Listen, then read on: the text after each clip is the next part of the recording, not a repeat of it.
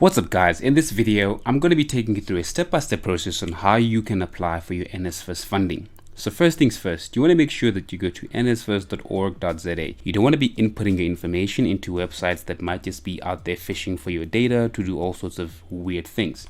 Next step you want to do is click on My NSFAS on the top right hand corner. Once you have clicked on that, it'll then open you up to the NSFAS online application process, and this is where we start.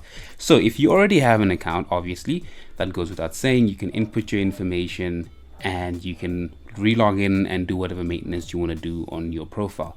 If you've forgotten your password, that option also exists there, but what we're going to be doing today is opening a new account. So off the bat, you'll see that the fields already preempt you to insert specific information into these fields. So very important, you're going to take the time to input your first name as seen on your ID document, and I do believe they put that in there because obviously they need to reference this to your actual identification documentation that you put in. Just think of it this way: there's probably like a Tabo Kumalo out there, and there's probably like 6 or 7 or 8 or 9 or 10 of them, right? So how do you know which is which? Well, we all have middle names and all of that, and that does help make sure that the right person is actually applying, but also that they can identify you out of all the other Tabo Kumalos that exist out there, right? You'll put your last name as seen on your ID document, your ID number, your email address. Very cool as well, if you do not have an email address, which at this point I assume you already do, they do give you an option here to create one. Now if you click on that, it's just going to link you over to the Google page where you can actually create a new Gmail account if you already don't have one. I do know some institutions do actually give students email addresses. So if your university hasn't already given you an email address, you can create one, or if you don't have one, the option is there. Your contact number is basically just your phone number. You can then accept the terms and conditions. You can view the terms and conditions, but this is just basically telling you that you'll be funded through your institution, and there are obviously requirements that you need to meet if you want to reapply for NSFAS next year. So it is not a once off and you're done and you move on with your life. You're going to actually have to come back and apply every year so you can get funding. Very important as well, input your password and confirm your password and all those nice things. And once you're happy, you can confirm that you are not a robot, and then you can create your account. Once you've input all your information correctly, you'll then be prompted to insert an OTP. Now this is just a one-time PIN. If you've inputted your phone number correctly into the application, you will get an OTP on your phone, and then you just click on verify. You'll then get a notification on your phone that your account has been successfully created. It'll then also inform you that you have the ability to track the progress of your application at any given time. What we want to do now is actually insert our details so we can access our account. So I'm going to do that on my end. Once you've successfully inserted your login information, you'll be presented with a set of security questions, and you'll have to select about 3. So I'll just select 3 random ones as it sets over there. And then what you will need to do is basically issue answers for all 3 of these questions. But obviously you want to make sure that you take this seriously, because I think obviously it's part of the method that they use to make sure that you can recover your password should you lose it or anything like that.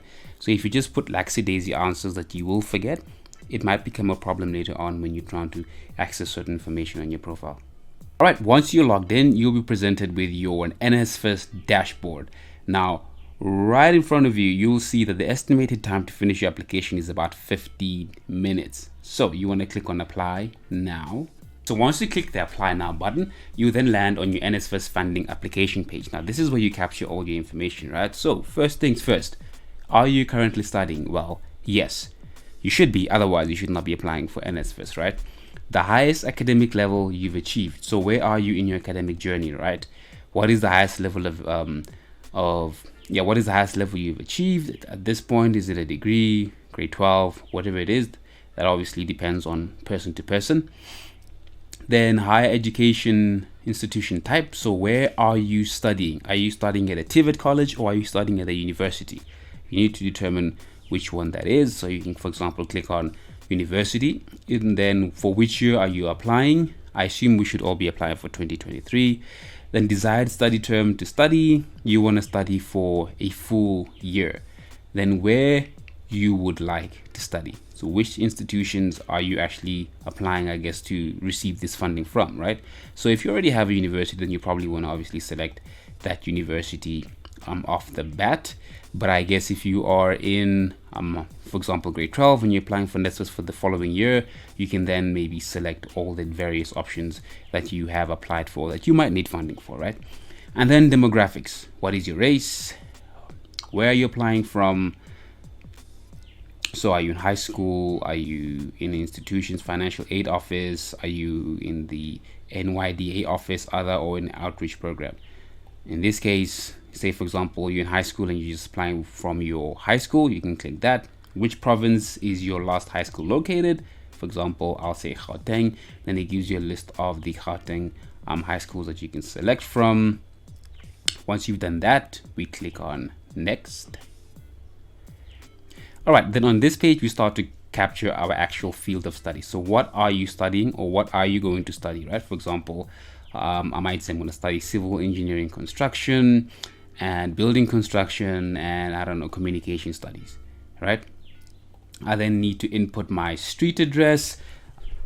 So in this case, if you would like to apply for a laptop as well, this is where you need to capture that information. So do you need a laptop with your funding? You can either click on yes or you can click on no. If you click on yes, it'll ask you to select the laptop type. For example, I like HPs because I think they're fairly good machines.